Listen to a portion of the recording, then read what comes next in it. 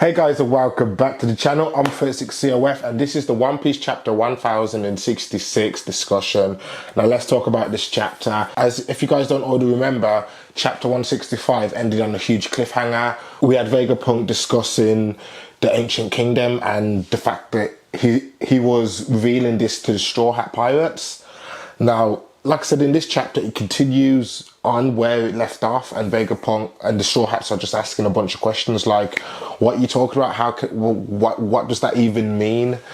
Long ago in the past, that's only a theory as far as I know. So they're just asking questions like, explain to us, like, what do you mean by this? And Vegapunk basically mentions to everyone, he tells everyone that there was an ancient machine a long time ago that was originally produced, and that machine is connected to the Void Century and the Ancient Kingdom, because as we find out later on in this chapter, we do actually get a reveal of Vegapunk and what he actually looks like. So what Vegapunk says was that there was once a man who gave his life for archaeology and brought the kingdom's existence to light, and that timeline matches up with the period in which a certain machine discovered elsewhere was originally produced.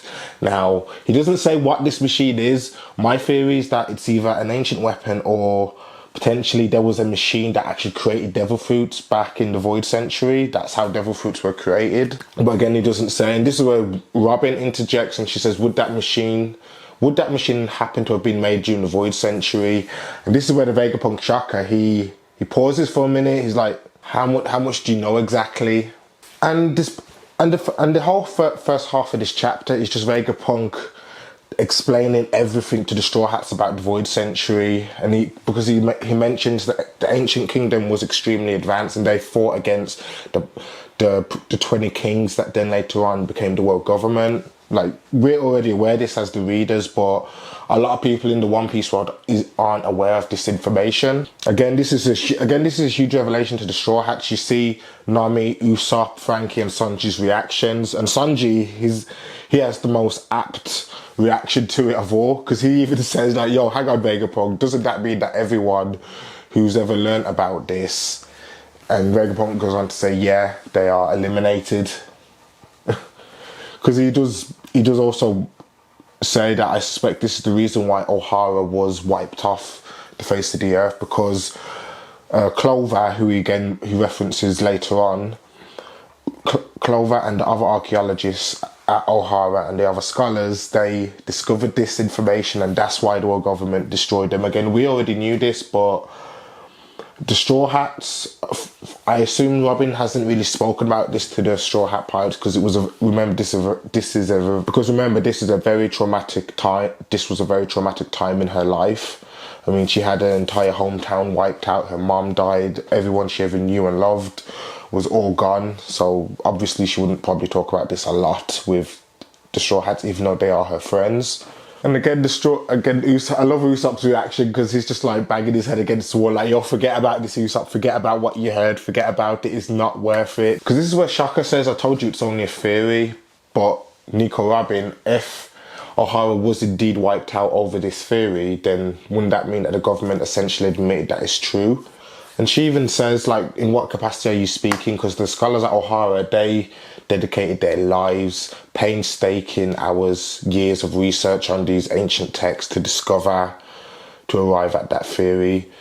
So she even asks him, with your status, can you learn that information from the government? And this is a very important part, because even Vegapunk says, no, even I would be eliminated if I tried to find out about the ancient kingdom through the world government, or I even mentioned it around them, they would take me out.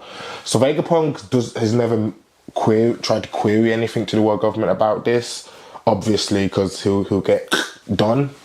Because again, and Robin brings up another question, like, how did you learn about this? Because the texts were destroyed. Ohara was destroyed and everything was destroyed with it. So how did you find out about this information? And again, this is where the shock of Vegapunk relay, he talks about the events about what happened on that day of Ohara. He says the events, it shocked the world that day and what happened. And the island of the scholars, Ohara, the most knowledgeable place in the world, destroyed in the course of a single night, with only one little girl left alive.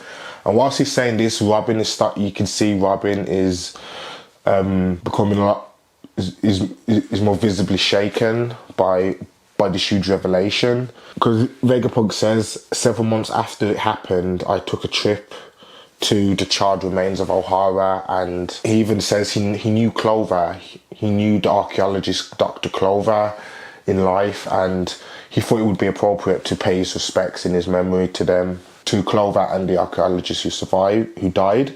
Now, he never mentions that anything about Robin's mom. He never mentions anything about knowing Robin's mom or anything like that, but I can assume that he probably knew or met Robin's mom at a certain point, and maybe if it was just a brief interaction.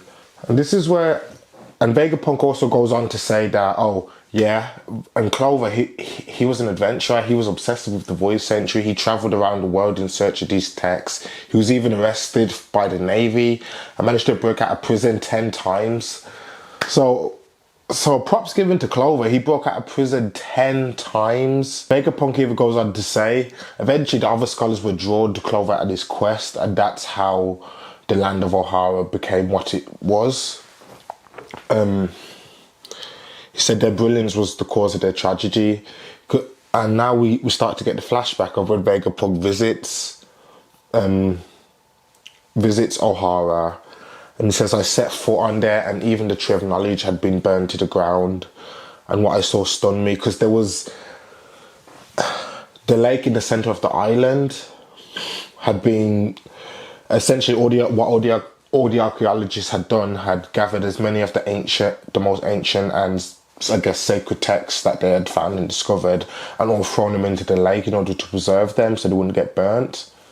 But yeah, because again, while Vegapunk is telling this story to Robin, he says, I suspect that as the Buster Call burnt down the island around them, that the scholars of Ohara made their final stand and died protecting the fortune they wished to leave behind for the future. Because this is this isn't a very action-packed chapter. This is a very text-heavy, this is a very conversational-heavy chapter, very exposition-based, and I love these One Piece chapters because we're just getting to find out so much information about Vegapunk and his history with Clover and the archaeologists of Ohara. Vegapunk even says that the ignorant soldiers would not have the ability to recognize the value of what they were seeing. That Ohara won, essentially, because even though that the island was destroyed, as it were, they managed to save all or a lot of the texts that the ancient government didn't want people to know about. Vegapunk says, when I saw what happened, it brought tears to my eyes. And at this point, it cuts to a little flashback of nicorobin when she's with, and we see her mom and Clover and the time with Saul. Well, unfortunately, just before Robin's mom and the rest of the archaeologists get wiped out. nicorobin's mom is actually giving her to Saul to get her to safety. And she says, we cannot give up on the future of the world. She says, Robin, history is humanity's greatest asset. Don't give up. We can't give up. Yeah, and whilst Robin is having this flashback of her leaving her mom and Saul, taking her to safety, she's now actually tearing up, and Frankie and Vegapunk are like, what's the big idea you're making Robin cry? And Sanji's like, yo, I want to get out of these shoes, because remember, they're still stuck to the floor, they can't move. I'm gonna kick your ass.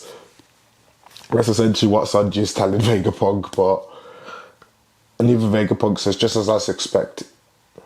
Robin says, just as I suspected, Ohara uncovered the existence of the ancient kingdom. And she asks, where are the books from the lake now? And this is where Vegapunk says, I wanted to take these books back to Punk Hazard, but if my superiors had, it would have been all for nothing. He says, on that day when I travelled back to Ohara, I encountered quite a combination of people. And bear in mind, we see Vegapunk and there's giants there from Albath, and they're just sifting all the books out of the lake to save them and then take back to Elbaf. Because I do believe the Ancient Kingdom was probably tied in with the giant race as well somehow. I think all the races in the One Piece world helped to make up the Ancient Kingdom. And Vegapunk's even questioning, because we see young Vegapunk and he does look like the traditional like mad scientist Albert Einstein, beard, the glasses. He's got a gigantic head, like, which makes him like at least like in the 7-foot region. Because there's a person who approaches Vegapunk from behind and he says, "It's been a while. Hello, Vegapunk. Not that I had to guess it was you due to that head of yours." And he looks and is like, "Is that?" And we see, guys, we see fucking Dragon. We see Luffy's father, the captain of the Freedom Fighters. We see him at age 33, and Vegapunk is 43 in this current flashback, which takes place 22 years ago, a couple months after the Buster Corps.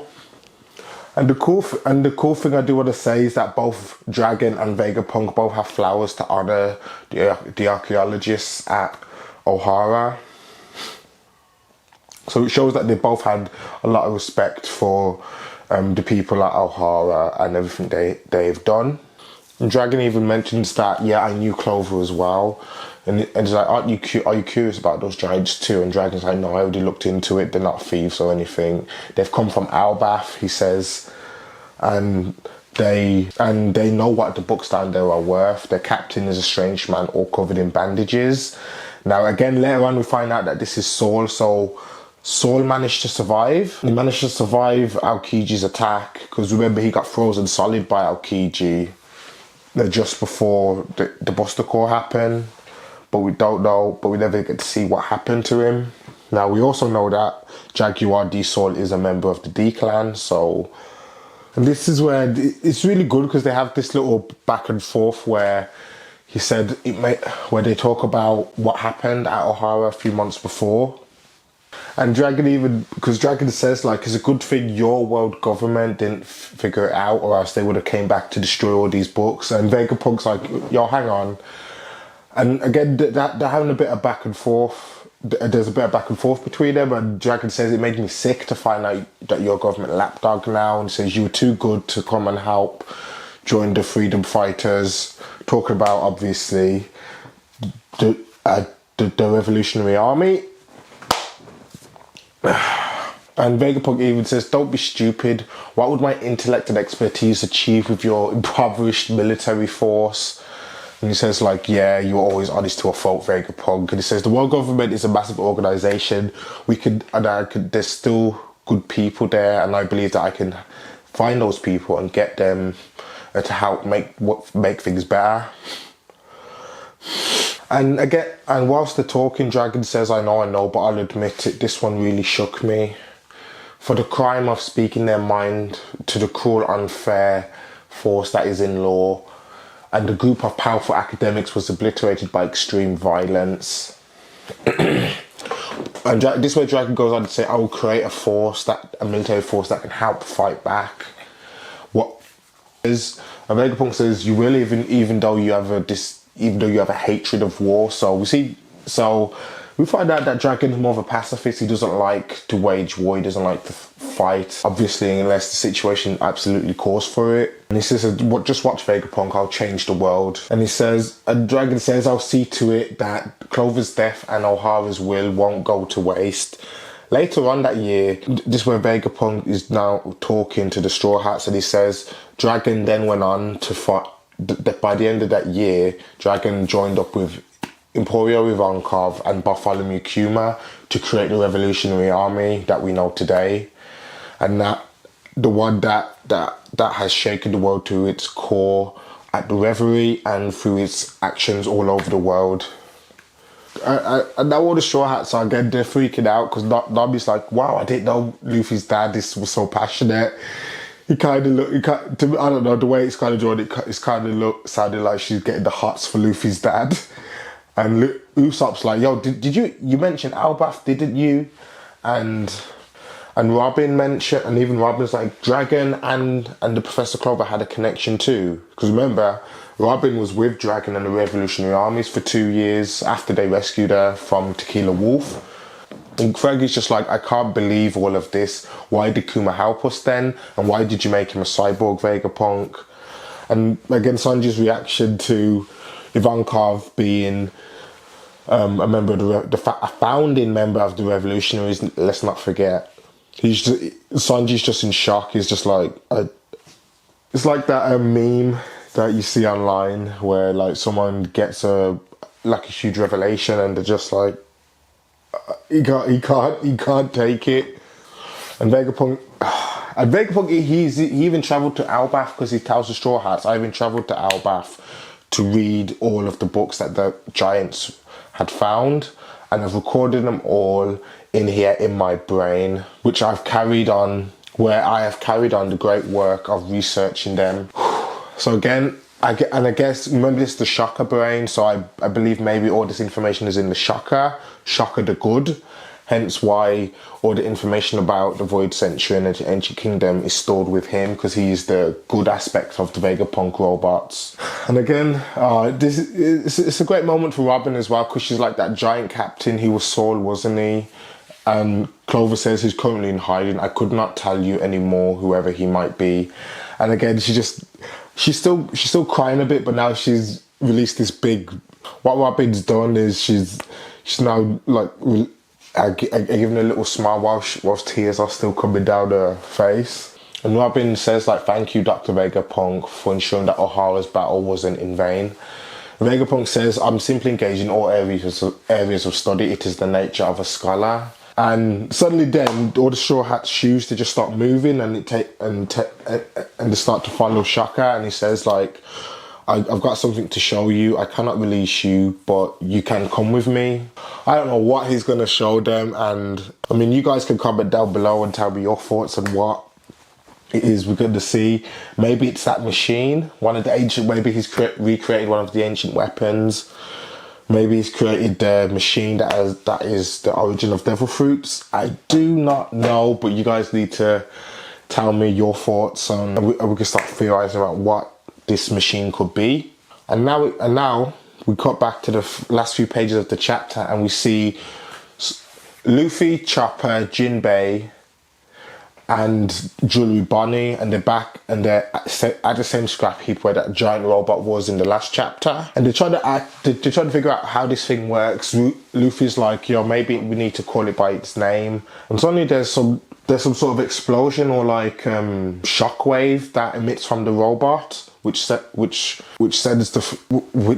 Luffy, obviously, because he's like, yo, the robot's just exploded. And we find out that it's actually Dr. Vegapunk. He's managed to warp himself to where Luffy, Jinbei, Chopper, and Jinbei. And we do find out that it's actually Vegapunk, because Luffy's like, what's up with this guy? He looks like Kinemon. Hang on, I'll help you, because somehow Vegapunk is like stuck in the ground, and he says like, oh, did space-time get twisted again while I was warping? So again, Vegapunk's got like warping technology, or maybe he had access to the warp fruit before, so he's able to use its abilities. But I'm thinking it's more likely that it's some sort of experimental technology that he's created himself. And Jewelry Body's like, hang on, and once Luffy gets him out, he's like, thank you, you're Dragon's son, aren't you? I knew you were here. And he's like, thank you for coming. And he says, you're Jewelry Bonnie, oh my god, how much you've grown. It's good to see that you're flourishing. And Luffy's like, is he floating? Because Vegapunk's got these like hover boots on. He's got the same boots on that everyone else has. And he says, I see you're wearing my shoes too. Look, these dumb shoes have a hover function. Just push the button on the side and grab the lever, and once they do it, but it just shoots them off into the sky. They're all flying up into the air. Luffy's loving it. Chopper's about to pass out. Vegapunk's just loving it. And that's the end of the chapter. So Luffy and the others, Luffy, Jinbei, Chopper, and Jewelry Bonnie have now met up with the actual Vegapunk. And I don't know what's going to happen. I mean, you guys tell me. Because we found so much out in this chapter about Vegapunk and his connections with Clover and Dragon and the Revolutionary Army. So So it seems like that Vegapunk is like a secret. He's not a official member, but he supports them in any way he can, without compromising himself. But yeah, guys, that's the One Piece chapter 1066. I don't know how how the next chapter is gonna go, because remember this, we still have Cypher Pole Zero, we have Rob Lucci, Kaku and Stussy on their way to exterminate Vegapunk, so that is constantly in the back of my mind. In hindsight, they probably won't arrive for another couple chapters, so the Straw Hats can have a chance to find out so we can get all these expedition dumps in the next few chapters, and then Rob Lucci and Cole will arrive. But you guys tell me, do you think Rob Lucci and friends are gonna appear next chapter? I'm 36 COF. This has been One Piece chapter 1066. You guys keep it fresh and keep it funky. Goodbye.